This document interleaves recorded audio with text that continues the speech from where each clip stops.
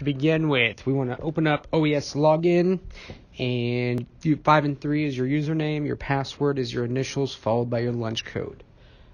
After that, we want to open up Kodu Game Lab. We are going to be making our own maze game, and so we're going to have to set up the level so that we know where the characters are going to be trying to find their way through the maze. We're going to start with a new world,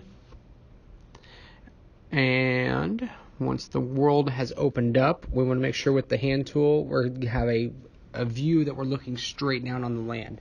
This will help us lay out the walls and everywhere for everything that we need. Go to the paintbrush tool, select the type of land that you want for the ground, and you can be creative here. I like the one that looks like hieroglyphics or letters on there, and I'm going to go ahead and make it a little bit larger for the map. Here we go, and click there and add that. I then want to choose the type of block that I want to use for the walls. I'm going to go with a little bit darker color so that it's a little bit harder to see stuff in there. Kind of makes it a little bit more mysterious. And then under that, there's the option to choose the length on those blue options there. You can click on that and then choose the one that creates the rectangle as a ground brush. And I can click and drag, and it lets me create a straight line. And so I'm going to click and drag and set the walls where I want them to be.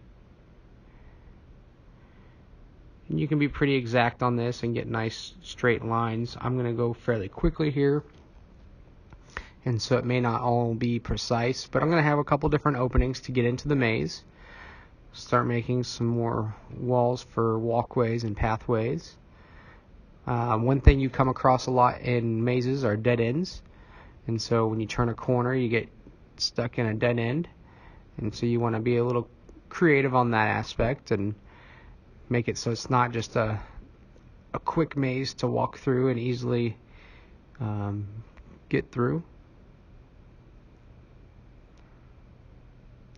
You want the person trying to get through there to be confused and have a tough time. Make it a challenge. And so anyways, I'm going to keep making the walls for the maze.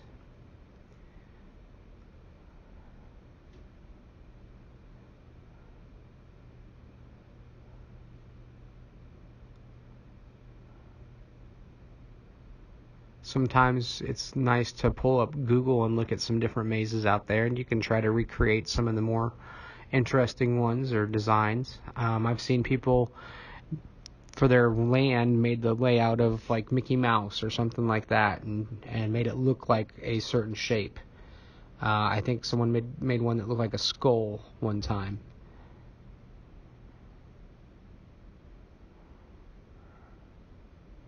And it doesn't always have to be perfectly straight areas or walkways. Alright, and that looks pretty good. Now, if we look at our view here, these are still flat, so I could just put my character on there and drive from point A to point B with no problems. So we need to go to the hill raise tool, and we're going to click on those blue options, and at the very end of it, it's called the magic brush. So now when I hover over one little area, it raises everything that's connected to that. You have to be careful, because if you accidentally slip off of the one you're raising up, it will raise the ground up too.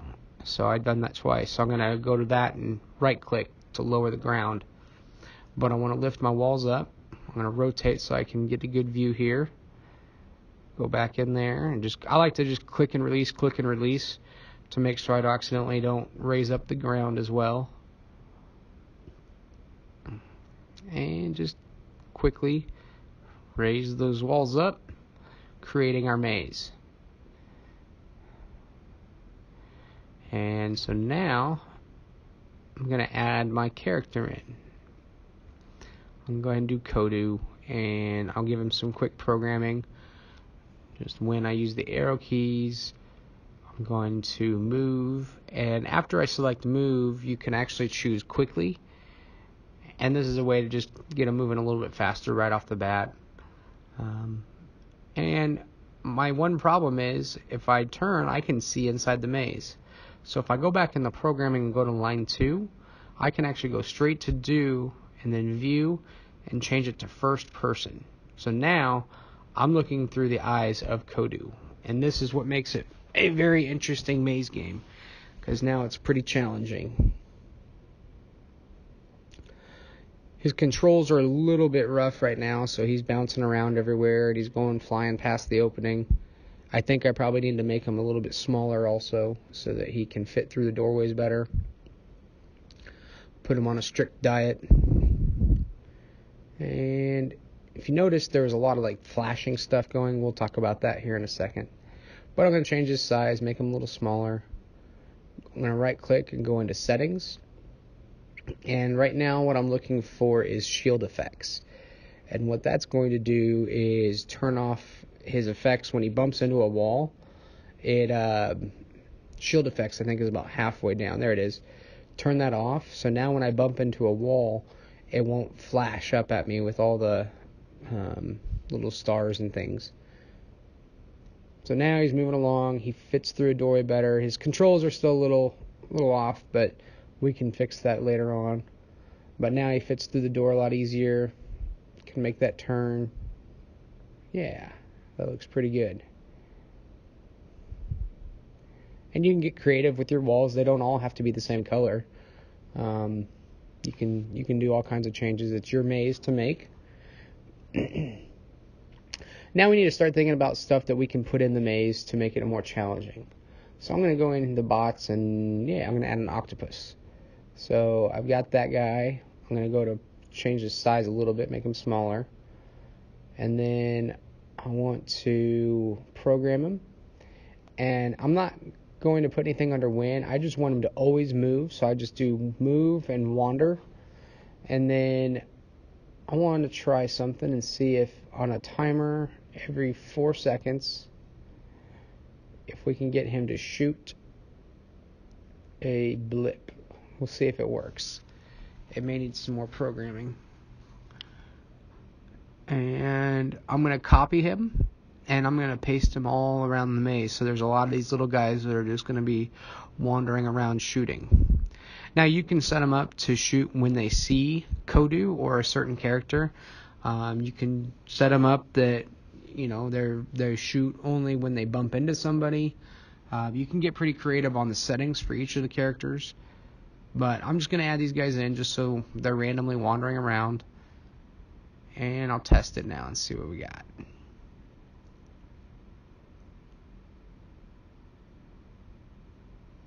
So there they are, just wandering around. He's not shooting though, so let's see here if I get a good view. Oh, I put once at the end of the programming, and so by doing that, he only shot the one time. So I think if I remove once after shoot the blips, it should take care of that problem. Alright, so now, if you think about games like Mario Kart, when you go off the path and you go onto like the grass, the vehicles tend to slow down. So we're going to do that in our maze also. So I'm going to paint some grass here. And we're going to set it up so it's like a slow patch, or maybe like quicksand or something along those lines. To do that, I need to go into the programming for my character and program, and then I will set it to when under more on land, and then there's a certain type of land, so that grass, it puts the most recently used there at the front, and then settings. And oops, I actually want move speed. So I'll right click, cut tile, settings, move speed, and I'll turn that way down. So now whenever I'm on that type of land, it's going to slow me down. However, as soon as I do that, it's going to set it and leave it there. So I have to tell it also when I'm on the land, the normal ground, that I want my move speed changed to the higher setting. So now I'm going that fast when I'm on the regular land. If I'm on grass, it will slow me down. So here we go, moving along, normal speed. It just changed it, and now it's slow. back on the normal ground, so it's going to change the setting back. Here I am going full speed again. So a lot of times you'll come across things in mazes where it slows you down right around a bad guy or something like that to make it a little bit more challenging. Along those same lines, I've had some mazes that people made that when you were on a certain type of land, it changed the lighting. So you can go into the settings there and change lighting, and so it would just flash dark, and then every once in a while you'd go across a piece of land and it would turn the lighting to a bright light. So we've got that option. You can go into the settings for the world and change the sky, make it a darker world, change the lighting itself, and so now we've got kind of a more mysterious maze, something a little bit more challenging. You can make the characters inside the maze glow, but in all, that's it.